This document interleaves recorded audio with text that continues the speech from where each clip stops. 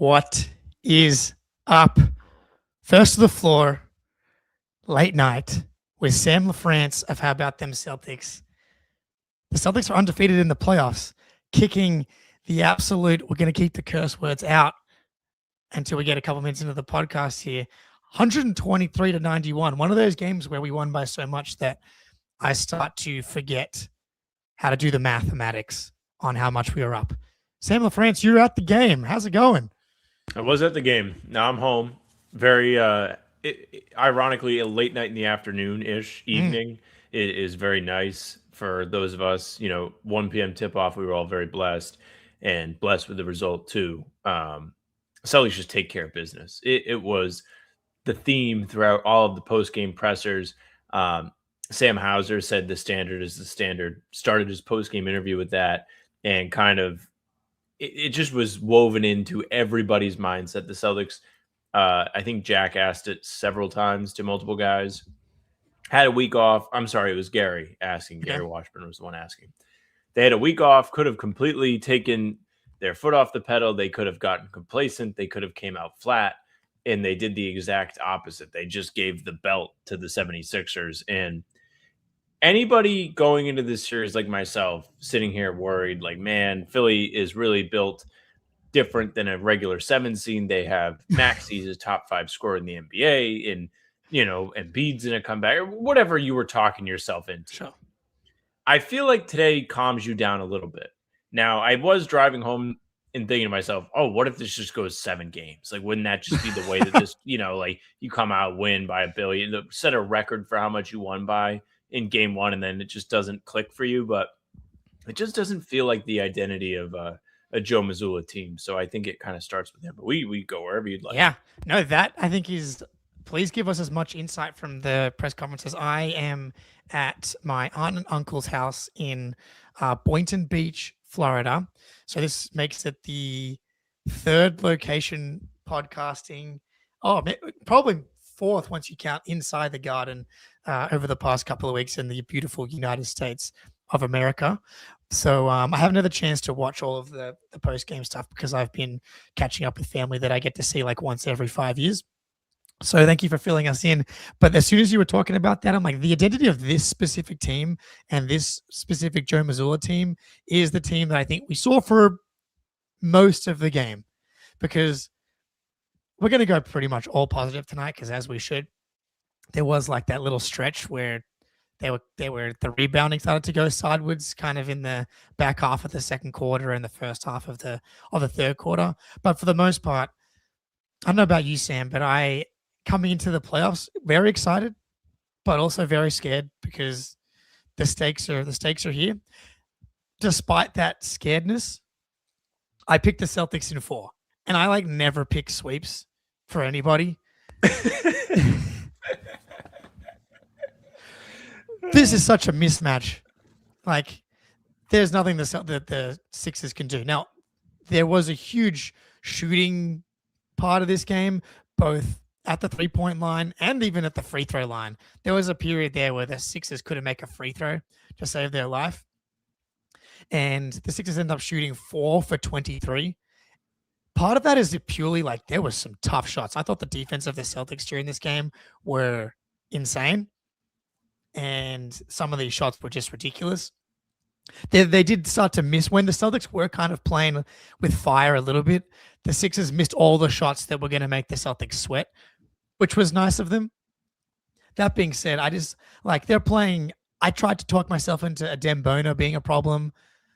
He was horrendous, I thought, tonight. Yeah, but he did end up being a +0 or a plus-minus of 0. So shout out to him.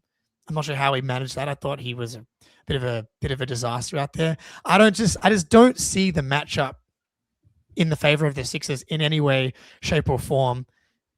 Even with Joel Embiid coming back, by the time I think we got a report today from George Sedano, he's out.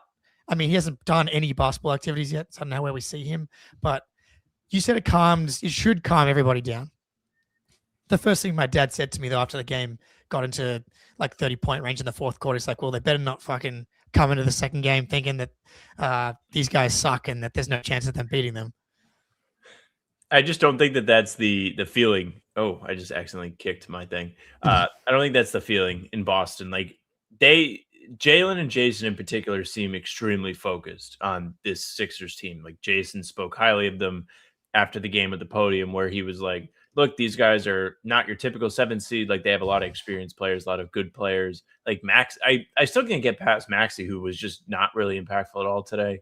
A -29, somebody who I fully expect in this series to be a thorn in Boston's side at some point, but just today was not the day.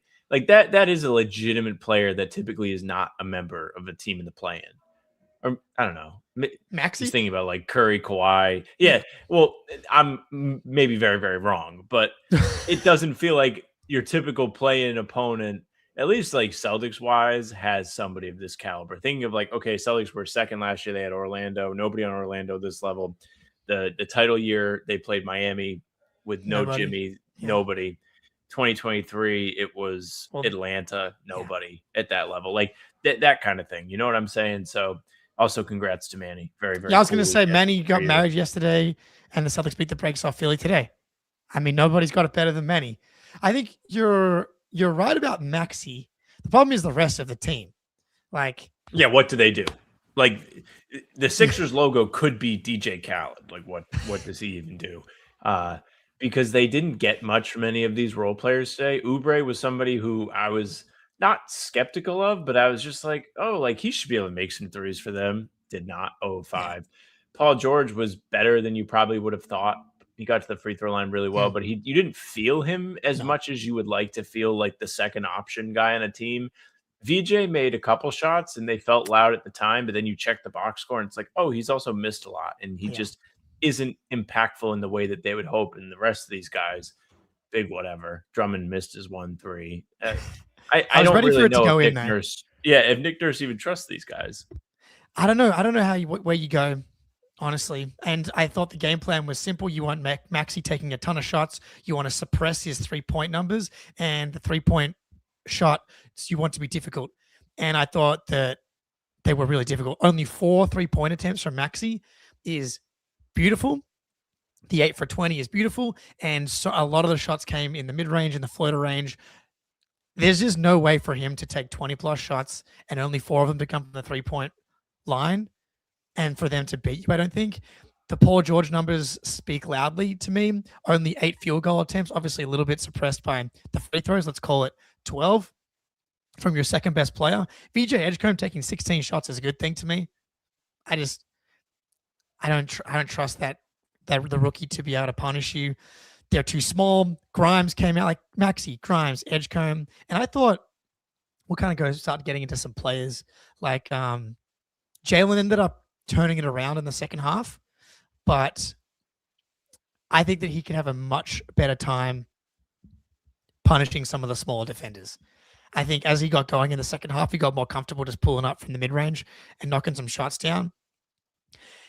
Like the fact they only took 23 3-pointers, they had 14 turnovers to the Celtics 8. And they ended up beating the Celtics 11-5 in offensive rebounds, which I think the Celtics could clean up. I was really pissed off actually with the rebounding effort in the middle of the game. I thought that was really frustrating and something that shouldn't be happening because the Sixers suck at rebounding. And you start cleaning that up and you push the margins even further in your direction, I start to not worry, the opposite of worry for the Celtics. I start to worry for the Sixers at how you can even make this a series. But you're still, what did you have? Did you make a series prediction? I thought it would go 6 games. Honestly, Okay. I was talking to Jack about it yesterday. We did our preview pod, even though we spent the whole week talking nonsense about this series. We never really actually said what we think. It's just Classic. more of like the how can they stop Maxi, this that, like the very niche stuff. So yeah, it was like 6 games. I thought Philly was well put together. I mean, all the games early in the season were close. They were competitive. Um, can't even pretend like they didn't count. Like the cup, Celtics won, but it was very competitive. And then the game in March was encouraging in the sense that it looked a lot like today, and the Celtics dominated. And Nimi in particular played really well.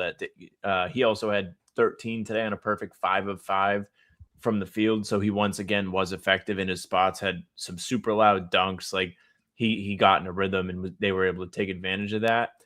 The Celtics as a team, as you mentioned it, rebounded pretty well. Defense, I mean, they didn't They quite mostly close out as did. well as you would have hoped, but They yeah, mostly did. It's like a nitpick thing, but I just don't want to lose the offensive rebounding battle 11-5. Um, it didn't even feel that reasonable. bad. Uh, Something that we should probably mention: Jayson Tatum's first game back in the playoffs, and the dude looks straight up like one of the best players in the NBA. I can't he believe how good sees he was. he sees the Sixers uniforms. It's Yeah. just a switch flips, like him and Jalen. It's just, oh, these are the guys we're supposed to beat up on. And today was another example. Go ahead. I didn't mean to interrupt. No, no, no. I mean, the 25, 11, and 7 in 32 and a half minutes. So, like, didn't even have to put any miles on him at this point. Like, he played multiple 40-minute games late in the season. I thought he, struggled to maintain his level at the back end of those 40-minute games. The one part of his game that I thought hasn't gotten close to the peak of what we saw before he got injured was the defense. Today was pretty close to the peak defense that I've seen Jayson Tatum play. In the first half, it felt as if part of the game plan was to test Tatum in space for Maxey, like targeting Tatum in switches, and he shut Maxey the fuck down, like possession after possession, no matter who it was, cleaning the glass. I'm not going to say it was quite to the level of defense I saw in game 4 against the Knicks last playoffs, but it was pretty damn close. And I think like all of this lined up perfectly for Tatum and the Celtics to come back when he did, get the 16 games under his belt, and really and kind of ramp up his minutes into that 40-minute range. Then you get this week off to like let your body recover, and then I'm sure they had some intense practice as well. For him to play this well, I'm already back to saying that he's the fourth best player in the NBA. It's Jokic, Shea. Let's see how Wemby does in the playoffs. Mm. And Tatum is fucking right back into being the most impactful, one of the most impactful, the most versatile dude in the NBA, guarding everybody today, setting the table on offense. And he couldn't even make a 3 tonight and still had 25 on really efficient scoring. Yeah, the efficiency was nice, right? Like the 3-pointers are, I care about how many he's taking. I don't really ever expect them to go in, but the fact that he shot 53% from the field tonight and got to the line 6 times is very good. He set his teammates up 7 times. Phil asking how many potential assists Jayson had is also a good question because he does a good job A of lot. setting everybody up. And you mentioned the first half defense on Maxey. It was key because if you're Philly going into this series, there aren't many advantages, if any, for you. If you can turn one of Boston's strengths, which is Tatum and all of the things we just mentioned, and make it a weakness, that gives you some sort of mental advantage. Because then Missoula has to weigh: is it worth it? Are we putting him in a bad position? Are we going to ruin him by putting him in positions to fail? And the answer is just no. Like, I think Maxey is a favorable defensive matchup for Jayson too. Not to say the quickness shouldn't really motivate any kind of doubt, but the length is a real thing. Like, as somebody who plays a fair amount of pickup, I like to guard smaller players on the perimeter. I'm not the quickest guy, but I know my length can help me recover, and I'm not unathletic in that sense to where I can't move. So for him, it's got to be somewhat similar. He and I are the same, is what I'm saying to you in the chat right now. So him standing up, Maxey, making things, forcing him into tough shots is huge because that is just shut down some sort of throw it at the wall, see if it sticks plan from Nick Nurse, and that's great. Yeah, I too like to guard players that are smaller than me. The problem with that is there aren't that many players smaller than me when I go play pickup, which is frustrating. I know I told you when we were hanging out in Boston that I was nervous to go play pickup at some point in the US. I did play pickup one day in New York, in the East Village, held my own, hit a game winner. There you go. To keep my team on the court, and made some friends, and they were like, "Wait, do you live around here?" I'm like, "No, I'm leaving forever. Basically, I'll never see you again." But lovely to meet you. But yeah, Tatum, I've always loved guarding pretty much anybody. I think guarding the big guys like Cat is just like, it creates incredible scheme flexibility and versatility that shuts down opponents' pet actions like pick and pops and pick and rolls for lobs like Luca and Lively and Brunson and Cat. But I love when he gets switched on to small guys, whether it's Brunson, Maxi, Mitchell's one guy. Even Mitchell, I think like in one possession. If anybody remembers, there was a game where Tatum switched on to Mitchell at the end of a game and blocked his shot to send the game to overtime, which the Celtics then lost. But Tatum switching on to small guys, I'm with you. But just seeing him move like that and be that active, that was something that he was holding back on in the regular season, probably because he didn't have the legs and have the conditioning yet. To see him pull it out already and look that active is a real problem for the rest of the Eastern Conference, because not only is he that good on the ball, obviously the defensive rebounding, but off the ball, he's just shutting down actions. He's such a smart defender, and he's so long and making passes and more difficult, pushing the possessions for the Philly offense later into the shot clock. And as Ben mentioned, just the fact that he had that split the double drive dunk, fucking sick, dude. And then the scream. And then, I don't know if you got him in the locker room, but he gave the post-game interview on the court. He just seems so happy to be playing basketball at the moment. I did see the clips from the post game on the broadcast, and I mean, he was at the podium today, so he's a little bit more reserved. Like it was as many people at this game as there was for the Mavs season debut, just for perspective. So like the press room was full. I can imagine he wasn't eager to speak up about things, but like even then, like he said, like this is still like a process for him. He's still rehabbing every single day the team is at the facility. Like this is not the final form for him. So if you're feeling good about him, you should feel better because he's still on the upward track. And in a playoff game, he looked like he didn't have any significant weaknesses except for his 3-point shooting, which is just always a weakness. It's bad. It's not that. Him getting the confidence back, going out, like not only was he good in this game, but he was good from the jump. In the first quarter, he had 10, 5, and 3 or 5 and 4 or something like that. Like we were talking about triple-double watch for him and everything, and his fingerprints were all over it. Jaylen didn't have it going in the first quarter either. So Jayson kind of being able to distribute and get guys like Hauser, who made 2 early threes going. Derek made an early one. And even, Nemi getting his buckets, a dunk early, distributing the ball, making sure everybody is able to get a feel is important. And then 10 of his own, nothing to sneeze at. Yeah. He was ridiculous, I thought, and like kind of effortless. Wow. It was really easy for Jayson Tatum to control the game. The floor game was really impressive, and rarely do things like this line up as perfectly as things are lining up for Tatum and the Celtics. When we're talking about him coming back, can he come back with 15 games or so left to get his conditioning and knock the rust off? Because if he does that, then he can build his conditioning. You get a week off before the playoffs to recover and build. Then the first round is hopefully going to be a shitty opponent where the series is stretched out to a degree. Well, you've got one win now. You have to play. It's a night off and you're back, and then you get 2 days off. So it lines up perfectly to fucking go up 3-0 in this series and put yourself in a really good position for the rest of the playoffs, and for Tatum in particular to keep building. The fact that he's keeps saying this feels like he's lying to me, because he shouldn't be able to get that much better at basketball than he's playing right now. There are just very few people in the world that are able to reach this level, and he is doing it pretty effortlessly. There we go, nailed it on that one.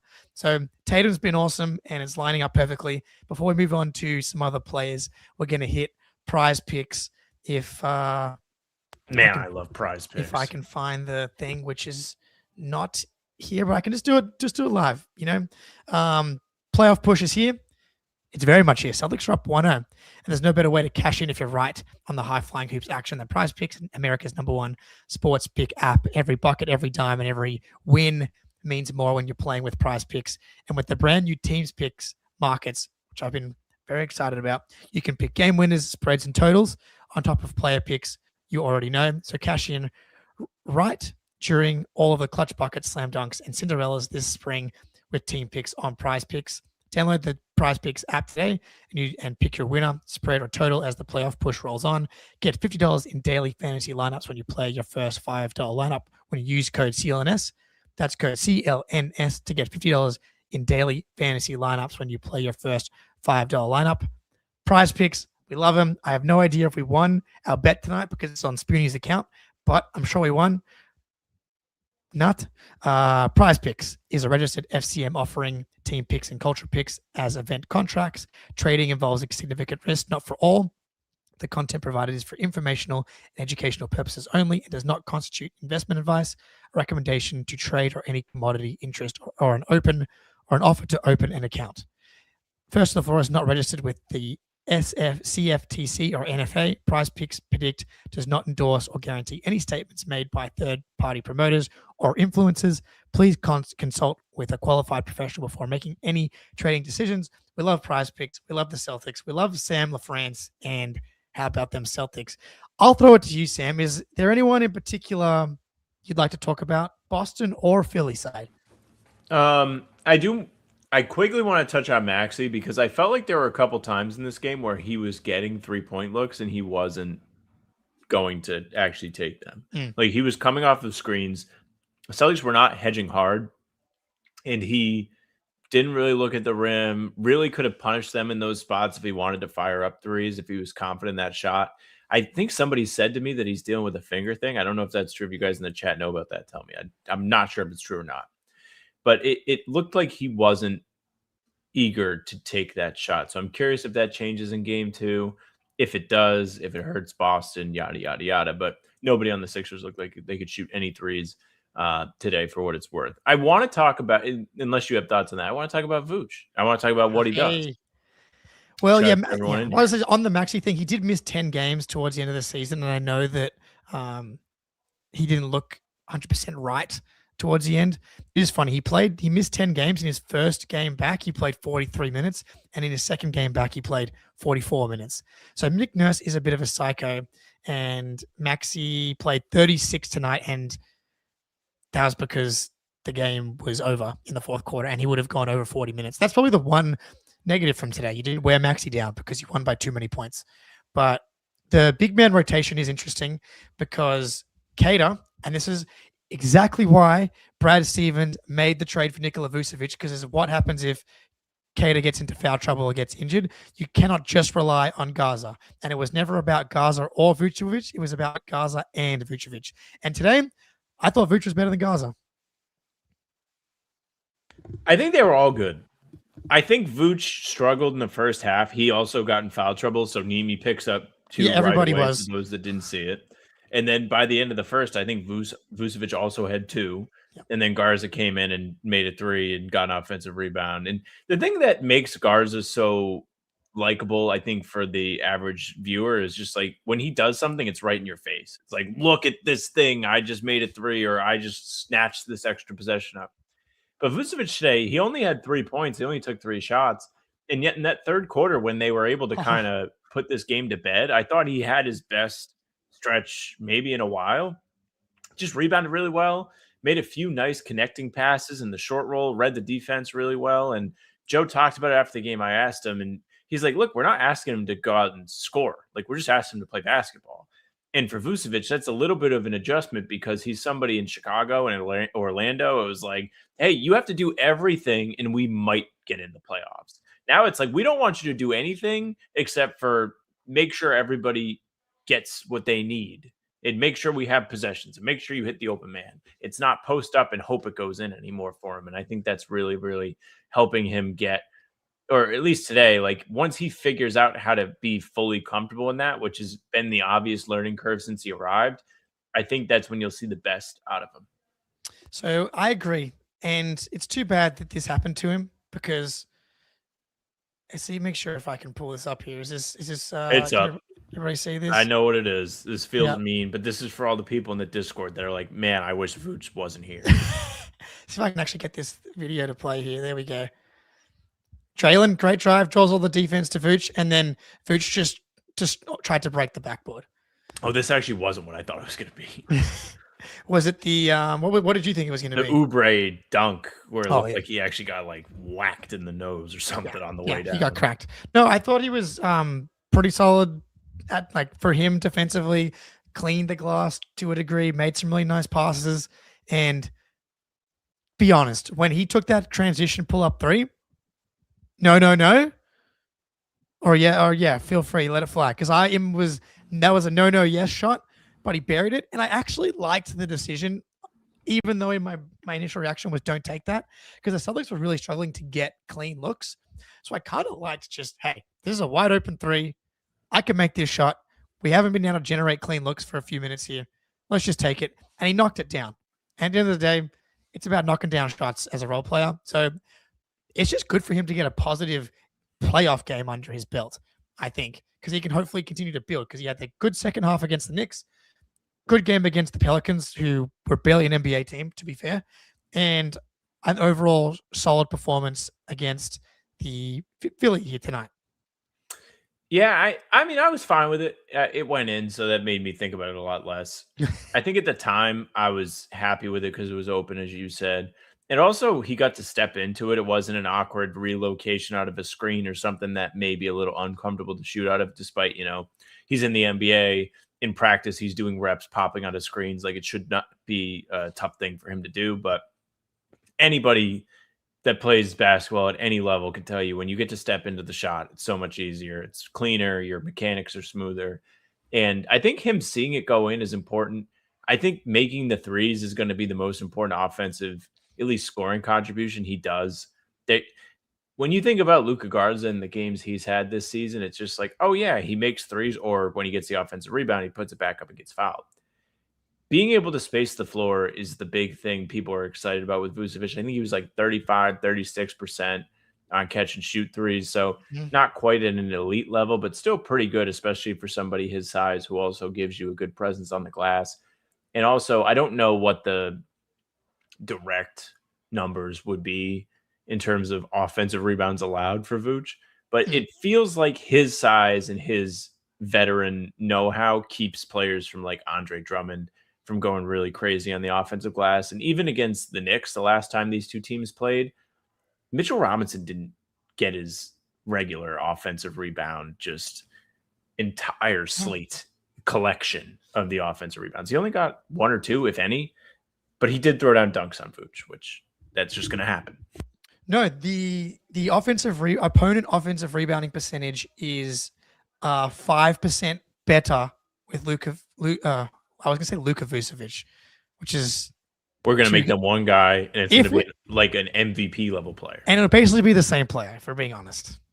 If we merge them, except you would get rebounds on both sides. That would be cool, and you'd get an overall passing bump, which would be fun. But Vooch's defensive rebounding when he's on the court is a 5% swing when he's off. So that's a real thing. That's essentially why Brad Stevens brought him in, was because of that. And you just cannot just rely on Cater and Gaza, because nights like tonight might happen. So while Cater did play well, he committed two really, really dumb fouls. The and one in particular, which I think picked up either his third or his fourth, where Maxey cooked him on his Oubre, cooked him, and it was done, and he just like pushed him at the end. Fucking horrendous. Joe was fucking mad at Cater. So was I, because once he came back in with his fourth foul, he like didn't get up the court, I think, on an offensive possession or back. It was one of the two. But Joe was like, "Get your ass back. You're the least tired you've been in any game. You should be, because you're in and out of the lineup with this foul trouble. You should be busting your ass to get up and down the court." Joe's been as hard on anyone this year as Cater, because he believes that he can pull out some greatness from him, and he has. So I think after that moment, I could see Cater kind of lock in a little bit, and you could tell he was mad at himself. So I expect Cater to play better in the following games. And I think going forward in this series, if you're looking for if you're Philly, hey, that was a disaster. It was embarrassing. We're probably going to lose to the Celtics again and not have a series win against them in Jake's lifetime. But we can point to 4 from 17 from 3. That won't be as bad. I think the Celtics fans can point to Cater playing a lot better and playing a lot more minutes because of the foul trouble. Only playing 15 minutes when he's your best big, like by a very wide margin. I think that is maybe one of the biggest things you can point to for next game. Yeah, that is a crazy missed opportunity from them, I guess. Even though it doesn't feel like a missed opportunity because they lost by 30. 32 points. But it is hilarious when you look at the box score and all the bigs just kind of split the minutes 3 ways almost exactly.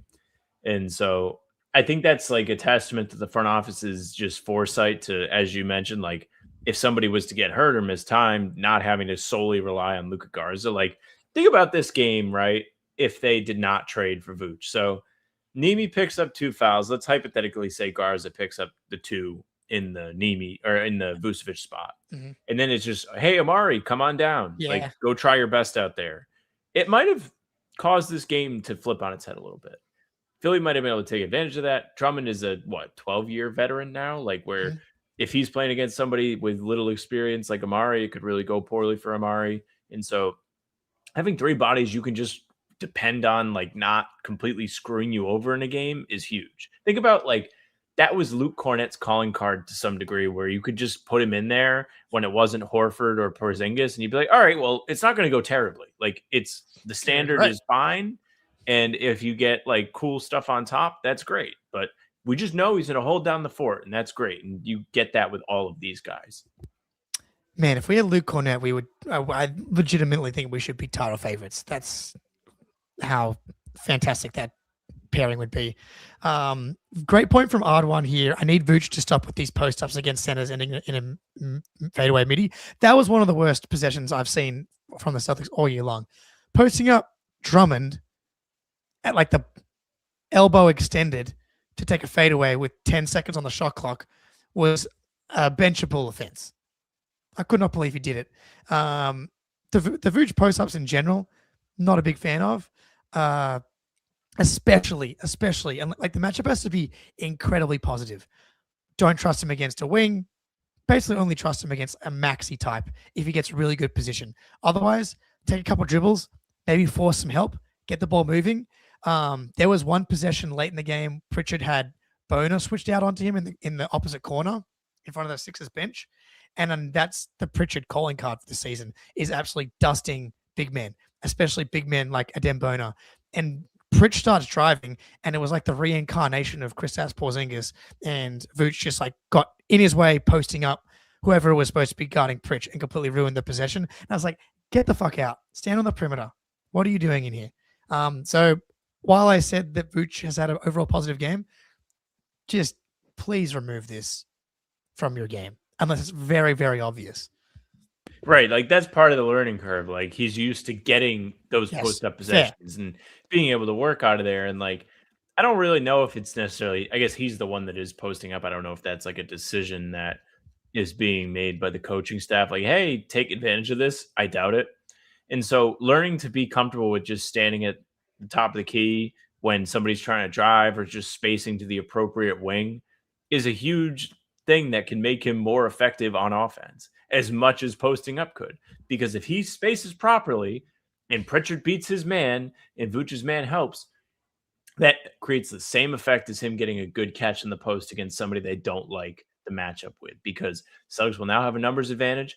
Philly will be scrambling, or whoever it will be scrambling, and he'll be either able to read, hey, I need to take this open three, or they're closing out hard. Who's going to be the next open guy? And his passing instincts are good enough to really make other teams pay, which is why I think like the post up stuff for him is still probably in the back of his head. Hey, I can create advantages this way, but the truth is he can't against most guys.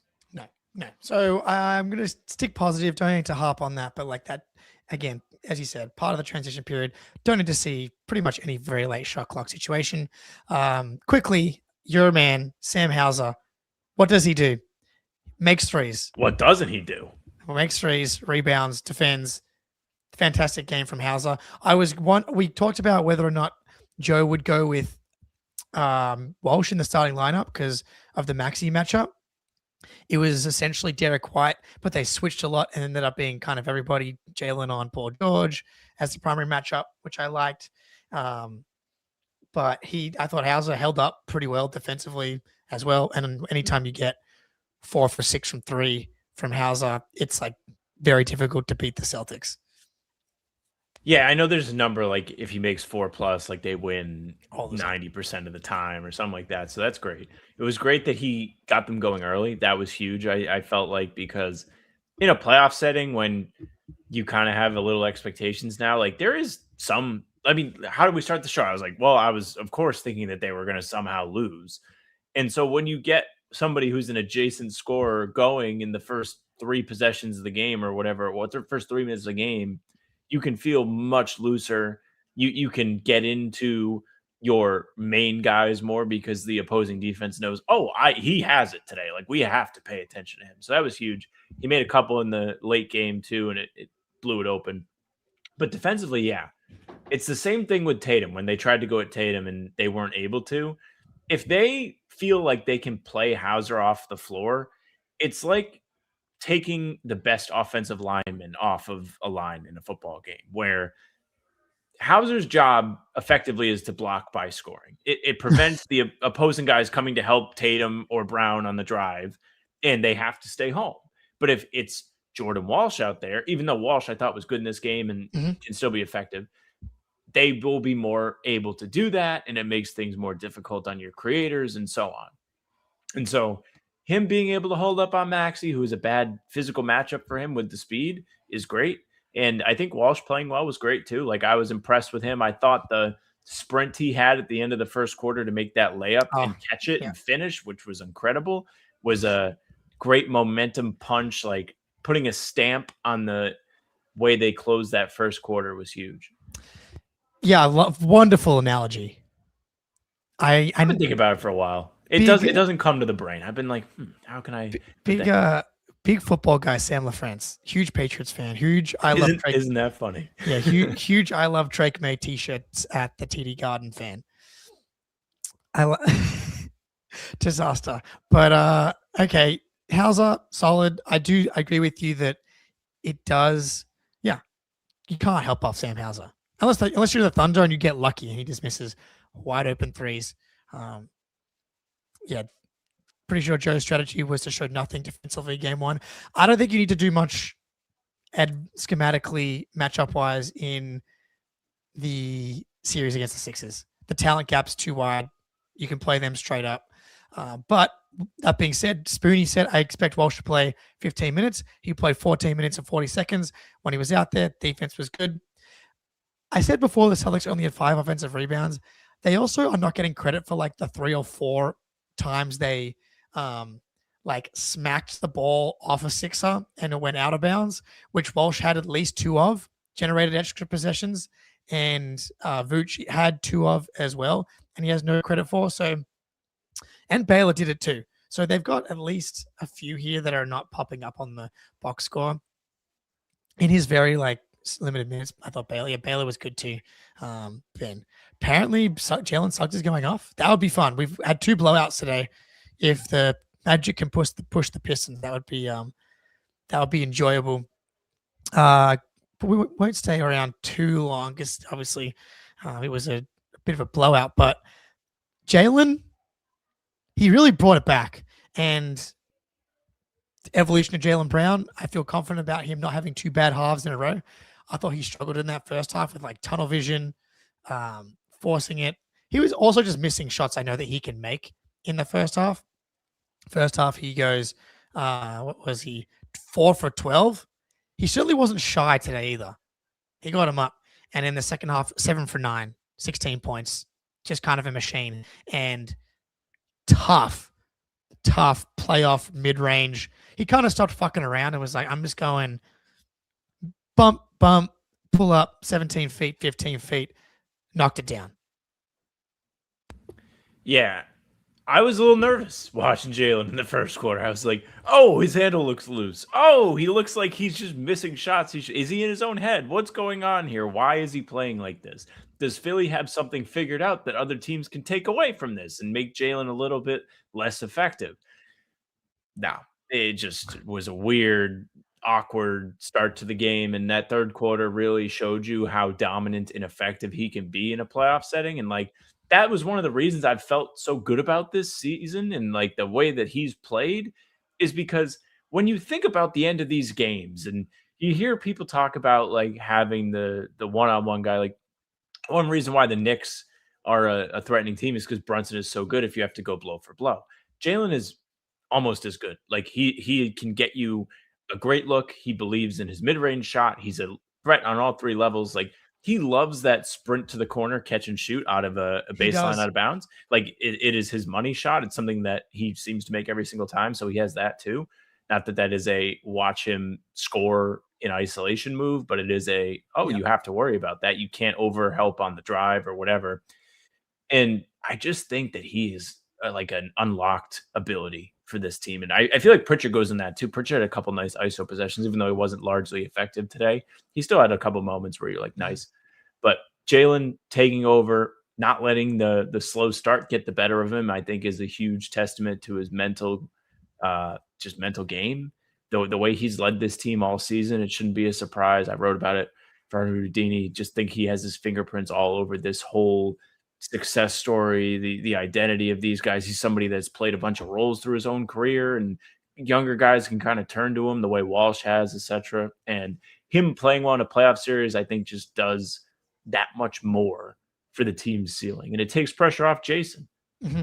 Yeah, I'm sure that there are some Tatum stands pissed off today because Jaylen was Why do taking they shots. exist? I What do don't they? understand why. There's really only one Jaylen stand that's a problem, and we all know who that is. If you're on, Is that the one they keep sending to the Discord? that's the one. If you're not in the Reddit. Discord, you get all the juicy stuff. So sign up to the Patreon. But I'm sure there's some dumb Tatum Jaylen stands going to war because Jaylen took 21 shots to Tatum's 17 today. I like that Jaylen continues to be aggressive and relentless. That's the guy he's been all season long. That's the guy I want him to be all playoffs long. Of course, there's all of this is within reason. Don't go 4 for 21. Start passing the ball maybe at some point. But yeah, I trust him to give the game what it needs. And I thought today that he did that. Only 2 turnovers. It felt worse at times. I thought he had some really good defensive possessions against Paul George. I love that assignment for him. It's just like Paul George is the older, more washed version of Jaylen Brown almost. And Jaylen's like the Aquaman underwater workout tank. And Paul George is like trying to hit these tough pull ups over him and he's just banging into a brick wall. And this is not a fun experience for him. Jaylen, solid game. Pritchard feels like he did better than 4 for 12. Last guy before we kind of get out of here. D White again, didn't shoot efficiently, 4 for 10, 2 for 7, but 6 assists to only 1 turnover and led the team in plus minus again. He's just a fucking winning machine. I don't know. No one's ever solved the being inefficient doesn't matter at all problem more than Derek White and Jayson Tatum. And now Jayson Tatum's too. Glad you put Tatum in there. Well, because he usually, I did it for you, for being honest. Yeah, he's only inefficient because he sees a ton of like attention that regular guys don't see. For what it's worth, Derek, the inefficiency is kind of new. I don't really know what has caused that this year. It just seems like an odd thing. What I'll say about him is I still thought there were moments in this game where he did a great job of getting downhill. I think he had some timely makes at points I agree. in this game. He had the great backdoor Marcus Smart pass to Jaylen for a dunk in the second half too. And I just think, if Derek shoots 40%, that's cool. Fine. At this point, it's cool. The way the season has gone, that's fine with me. Yeah, no, I'm with you. I think it was maybe it was in the third quarter. Yeah, what kind of when things were getting a little dicey. How dicey? I'm looking at it now. It was an 18-point game. The Celtics were just kind of being annoying. Pick and roll with Cater, gets some nice space. He hangs, finishes kind of just outside the restricted area, and Maxey fouls him for an and one. I was like, that's a nice little settler. Did we really need the settler to put us back up 20? Probably not. But you always do. But you always do. We all watched those games against New York last year. Always need it. And I think that's the type of player that he and Jaylen does this too. Like sometimes, you just need someone to make a play. And Derek White is the king of please someone make a play. And he does it. I thought tonight was just a classic, fits in the gaps. He's kind of settled into the 4th leading field goal attempt guy. Pritchard is routinely leading him in field goal attempts. And I have no problem with it at all. I'm sure that I've seen a little bit of like this amount of shots is not enough for Derek White. The amount of shots on this team just doesn't matter. Everyone here just makes the right play. And I'm very, very, very happy with the overall process for the most part tonight. No exceptions. The only problem I have really is how can we see more Ron Harper Jr. Because he comes in and is a fucking beast straight off the bench. Amazing, credible driving, reverse layup, corner three, rebounding, being a fucking monster. Actually, he had 0 rebounds. I just imagine that in my brain. He's not going to play in the playoffs at any point, is he? He honestly isn't, but I'll say this about Ron Harper Jr. Ron Harper Jr. is never a guy that we will all be in the Discord saying, "What does he do?"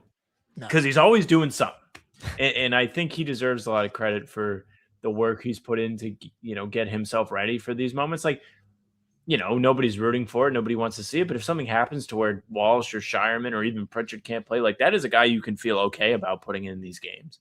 He may have to deal with the lights being a little bright for him as a guy who just got converted off a two-way contract, and it would be a little bit too much to ask him to get in these games, and that's partly why I wouldn't expect to see him at all. Just Joe's track record with guys and not really wanting to give them a lot of playoff responsibility without fully having his trust. Like, okay, take a look at Baylor today. How much do we talk about Baylor in the second half of the season is like he's starting all these games. He's going to be a prime playoff guy. He and Walsh had 3 minutes like deep into the third quarter, and then garbage time happened. They racked up all the time. They just do not seem like they're going to be an essential piece of this puzzle, at least in this series, because you're starting 3 forwards, Hauser, Tatum, and Brown. You can keep 2 of them out there probably at all times. There's no need to really go into more than one of the rotation wings as much as we all like them.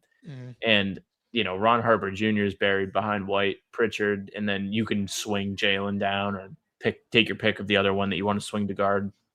Doesn't seem like it's going to happen for him, but I still think, him getting 5 playoff points is good.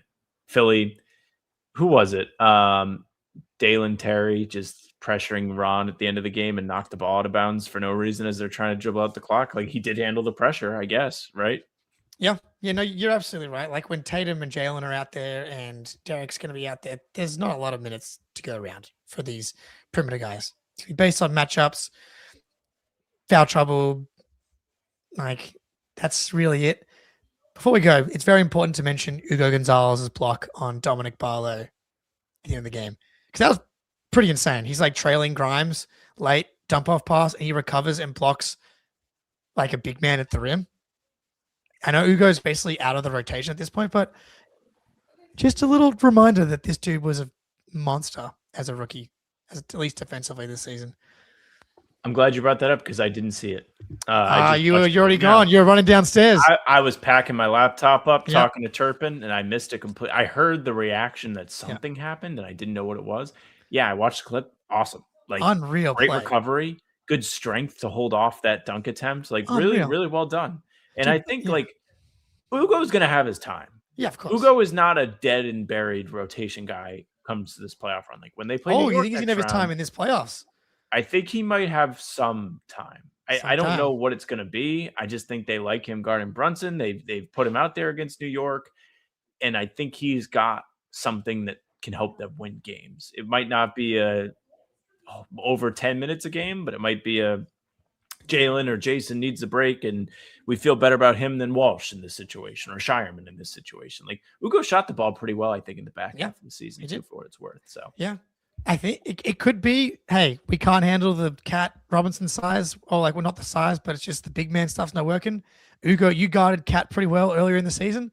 We're going Ugo, Tatum, Jaylen, wing ball, and maybe that's the moment. But just wanted to sprinkle in a little bit of that Ugo block at the end of the pod because it was wonderful, and it capped off a wonderful start to the playoffs. Sam, thank you for hopping on.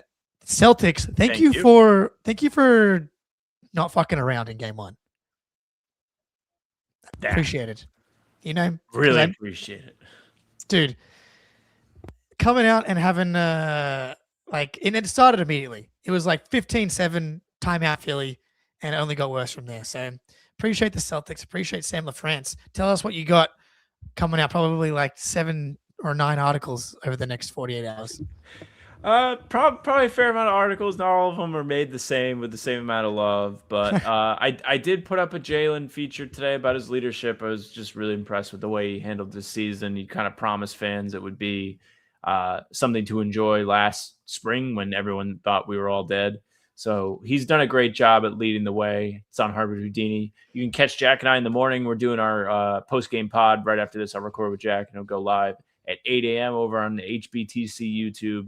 Shout out to Jake, man. I love doing these. I'm sad that I was literally at all the away games that would have been my late night slots late in the season. I was bummed. Yep, yeah. We were trying to get Sam on for the away games, but he's too important now. Going to the away definitely games. Not. Too important, for at least what I saw while around the garden. Everybody knows Sam. It was a sight to behold. Well, I might see you in 48 hours or so. Yeah, you tell me where you're at. I mean, I'll be there in the afternoon. Yeah. We'll talk about it. We don't need We'll talk offline, but I'll see the crew potentially. Undefeated I am so far in the 3. Streak is on the line. Yeah. 3 games in the Garden and 1 away. So I'm 4-0 career, 3-0 at home. So we'll see how we go for game 2. Sam, it's been a pleasure. Everybody in the chat, good to see you. Playoffs are here. We're feeling good. Celtics are up 1-0 in the series. 15 wins to go for banner 19. Till next time, go Celtics.